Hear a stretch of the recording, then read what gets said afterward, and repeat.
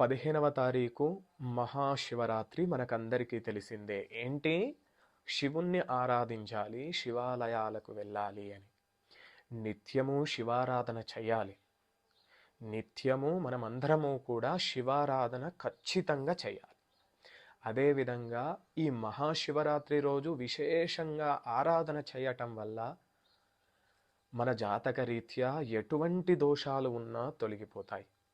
ముఖ్యంగా పితృదోషంతో బాధపడుతున్నారా? ఆ రోజు నేను చెప్పిన మంత్రంతో మీరు ఆ రోజు శివునికి అభిషేకం గనక చేశారా, మీ జాతక రీత్యా పితృదోషం అనేది తొలగిపోతుంది. మంత్రం చెప్తున్నా, మీరు వీలైనన్ని సార్లు పఠించండి. అన్నిసార్లు అని చెప్పేసి నేను చెప్పను. మీరు వీలైనన్ని సార్లు మీ శక్తి అనుసారం, భక్తి అనుసారం ఎన్నిసార్లు చేసినా తప్పు లేదు. మంత్రం చెప్తున్నా వినండి.